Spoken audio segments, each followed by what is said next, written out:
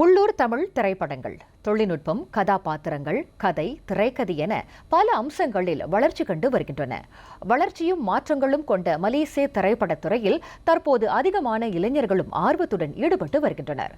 அந்த அடிப்படையில் இளம் திறமையாளர்களுக்கு வாய்ப்பு அளிப்பதை நோக்கமாக கொண்டு இயக்குநராக களம் இறங்குகிறார் மலேசிய கலைஞரான ஷெபி என்று அறியப்படும் ஷரத் நாயர். மலேசிய திரைப்படம், குறும்படம், இணையத்தொடர் நாடகங்கள், ஆல்பம் பாடல்களில் நடித்திருக்கும் ஷெபி தமது திறமையால் படிப்படியாக மலேசிய ரசிகர்கள் மனதில் இடம் பிடித்தார்.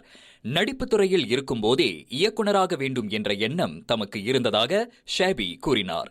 அதற்கு சரியான நேரம் வரும் வரை காத்திருந்ததாகவும், தமது புதிய முயற்சிக்கு கலைத்துறையில் உள்ள இளம் இயக்குநர்கள் தமக்கு முன்னோடியாக இருந்ததாகவும் அவர் குறிப்பிட்டார்.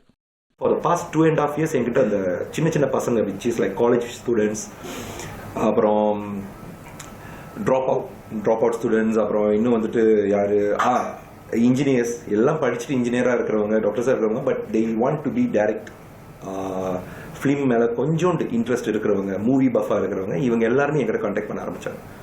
ஷெபி, why not வந்துட்டு நீங்கள் டைரக்ட் பண்ணலாமே, ஆனால் நீங்கள் டைரக்ட் பண்ணுற படத்தில் நடிக்க முடியுமா, ஆனால் எனக்கு ஏதாச்சும் ஒரு ஆப்பர்ச்சுனிட்டி இருக்குமா இப்படின்னு அந்த பசங்க கேட்கும்போது I think this is my right time.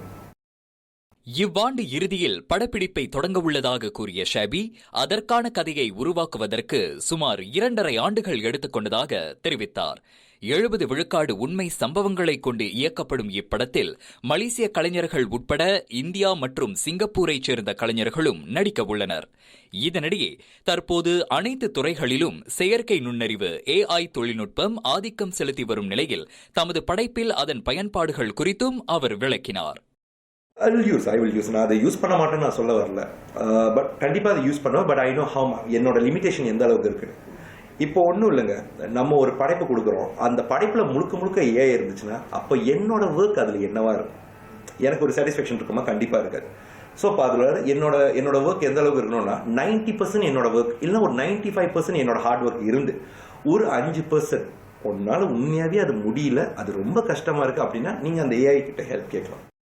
மற்றொரு நிலவரத்தில் திரைப்பட இயக்கத்திற்கான பணிகளை மேற்கொண்டு வந்தாலும் மலேசியா மற்றும் இந்தியாவில் திரைப்படங்களில் நடிப்பதிலும் கவனம் செலுத்தி வருவதாக அவர் கூறினார்.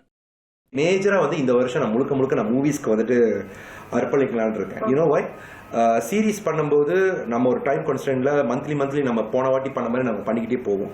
பட் இந்த வாட்டி அதை நான் கான்சன்ட் பண்ணவே இல்லை. காரணம் எனக்கு டைரக்ஷனும் சில விஷயம் இருக்கு, நான் அதையும் ஃபோக்கஸ் பண்ணணும். ஆனால் அதே சமயத்தில் ஆக்டிங்கையும் நான் பார்த்துக்கணும். பட் பண்ற கதாபாத்திரங்கள் எல்லாமே எடுத்தோம் செஞ்சிருவோம் அப்படின்னு இல்லாம மக்கள் உண்மையாவே ரசிக்கணும். அதே சமயத்துல they keep on encouraging to do me next. அண்மையில் பர்னாமாவுக்கு வழங்கிய நேர்காணலின் போது ஷெபி இந்த தகவல்களை பகிர்ந்து கொண்டார்.